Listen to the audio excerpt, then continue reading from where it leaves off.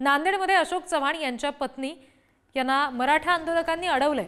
भाजपामध्ये असून आरक्षणाबाबत तुम्ही भूमिका का घेत नाही असा जाब सुद्धा विचारला। अर्धापूर तालुक्यातील गावभेटीसाठी त्या गेल्या होत्या। अमिता चव्हाण असं अशोक चव्हाण यांच्या पत्नीचं नाव आहे आणि त्यांना मराठा आंदोलकांनी अडवलं। रविवारी संध्याकाळी ही घटना घडली।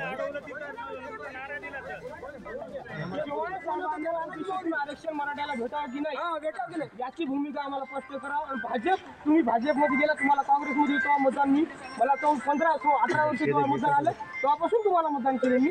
पण आम्हाला मराठ्याला आरक्षण भेटेल की नाही ओबीसीतून त्याची भूमिका स्पष्ट करा। वेळेस मी बघा मिलिटरीमध्ये पोलीसमध्ये एका या सगळ्या संदर्भात आणखी तपशील घेऊया प्रतिनिधी अजिंक्य घोंगडे यांच्याकडून। अजिंक्य, हा मोठा फटका खरं तर बसतो असं म्हणावं लागेल, कारण अशोक चव्हाणांना यापूर्वी अशा पद्धतीने प्रश्न विचारला गेला होता, त्यांच्या पत्नीला सुद्धा अडवलं गेलं। काय नेमकी प्रतिक्रिया त्यांच्या पत्नीकडून या सगळ्या संदर्भात दिली गेली?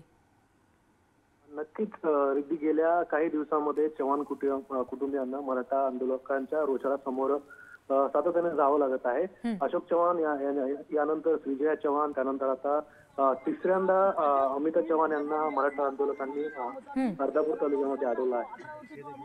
काल त्या अर्धापूर तालुक्यामध्ये गावभेटी घेण्यासाठी गेल्या होत्या।